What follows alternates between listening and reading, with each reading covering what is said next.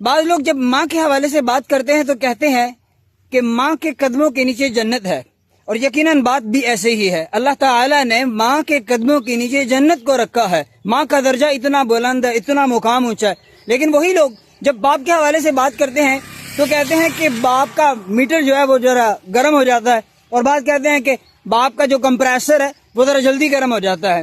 میں لعنت بھیجتا ہوں ایسے لوگوں پر جو باپ کے بارے میں بات کرتے ہوئے ٹھٹھا کرتے ہیں، مخول کرتے ہیں، استہزاء سے کام لیتے ہیں۔ انہیں شرم نہیں آتی؟ باپ کا مقام بھی اللہ تعالیٰ نے اتنا بلند کیا ہے، اتنا اس کا درجہ ہے۔ مجھے یہ تو بتائیے کہ اگر باپ نہ ہوتا تو کیا تم دنیا میں آ سکتے تھے؟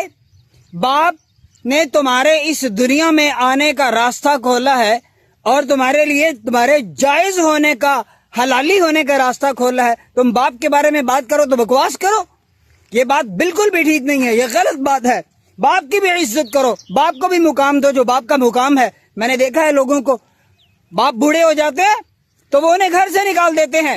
شادی ہو گئی، بیوی ناراض ہوتی ہے کہ باپ تمہارا ساری ساری رات گھر میں کھانستا رہتا ہے، میں نے اس کے ساتھ نہیں رہنا، تو وہ باپ کو گھر سے نکال دیتے ہیں اور جا کے اولڈ ہوم میں داخل کروا دیتے ہیں۔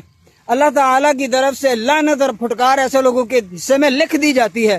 خدارا اپنے باپ کی عزت کیجئے جیسے ماں کی عزت کرتے ہو، جیسے ماں سے پیار کرتے ہو ویسے باپ سے بھی پیار کرو۔